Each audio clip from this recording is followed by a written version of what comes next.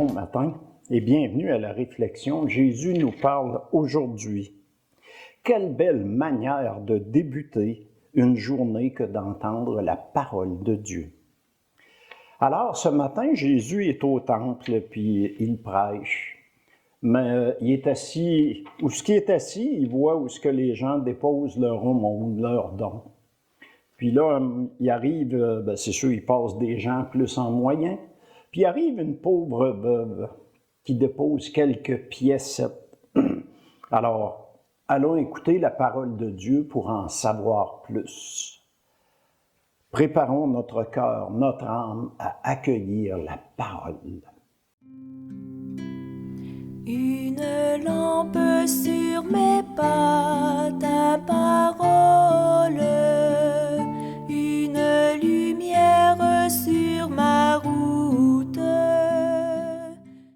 Le Seigneur soit avec vous et avec votre esprit. Évangile de Jésus-Christ selon saint Luc. Gloire à toi, Seigneur. En ce temps-là, comme Jésus enseignait dans le temple, levant les yeux, il vit les gens riches qui mettaient leur offrande dans le trésor. Il vit aussi une veuve misérable y mettre 2 petites pièces de monnaie. Alors il déclara, « En vérité, je vous le dis, cette pauvre veuve a mis plus que tous les autres, car tous ceux-là, pour faire leur offrande, ont pris sur leur superflu. Mais elle a pris sur son indigence. Elle a mis tout ce qu'elle avait pour vivre. » Acclamons la parole de Dieu.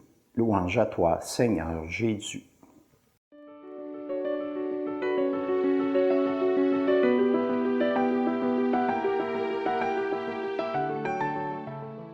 Alors ce matin, Jésus est touché par cette femme veuve qui a déposé quelques piécettes dans le tronc. Une femme veuve à l'époque de Jésus n'avait pas grand moyen pour survivre. Ses habits sont propres mais usés. Nous dirions aujourd'hui qu'elle ne roule pas sur l'or. Mais voilà qu'elle dépose quelques pièces. Mais ces pièces sont tout ce qu'elle possède. Elle ne les dépose pas en les jetant comme une personne frustrée de donner, qui est obligée de donner. Elle les dépose tout doucement, sans bruit. Un grand geste de générosité de sa part. Elle donne tout ce qu'elle possède. Probablement qu'elle ne mangera pas ce soir. Elle n'a plus d'argent pour s'offrir un poisson ou un pain. Mais nous pouvons imaginer que Jésus, qui s'est laissé toucher par cette femme et sa générosité, va lui permettre d'avoir un repas pour le soir. Certaines personnes riches ou plus aisées déposent plusieurs pièces et les soulèvent bien hautes, les tenant à bout de bras avant de les lâcher. Ils veulent que les gens entendent et se détournent pour voir qui est si généreux.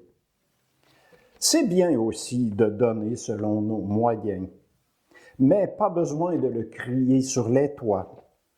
On peut être généreux dans le doux frottement du papier ou en déposant les pièces de monnaie délicatement, sans déranger tous les autres qui viennent prier notre Père du ciel, le Créateur.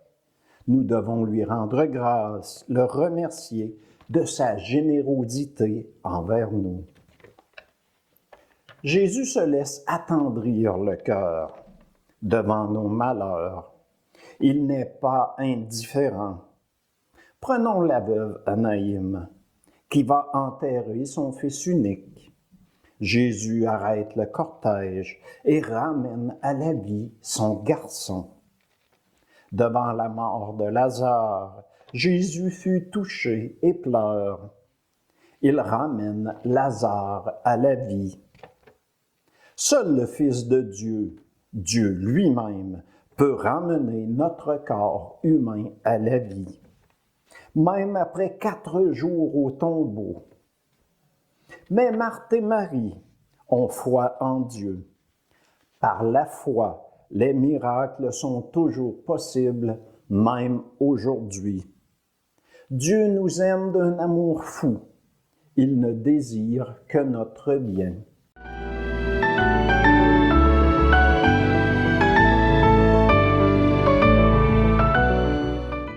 Prions.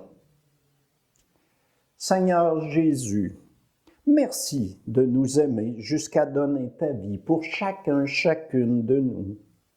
Don suprême, de prendre sur toi tous nos péchés, de nous pardonner nos manques de foi. Merci de nous offrir la paix, ta paix, qui guérit nos âmes, nos cœurs. Nous recevons gratuitement, donnons gratuitement, sans bruit. Notre Père qui est au ciel, lui, en aura connaissance. Jésus, je t'aime. Amen. Alors, bonne semaine. Et à l'approche de Noël, de la naissance du Christ Jésus, du Messie, soyons généreux envers les moins nantis, pour qu'eux aussi passent un beau Noël. Ouvrons nos bourses et donnons à ceux qui n'ont rien. Et que Dieu le Père, Jésus le Christ, le seul et l'unique, vous bénisse. Au nom du Père et du Fils et du Saint-Esprit. Amen.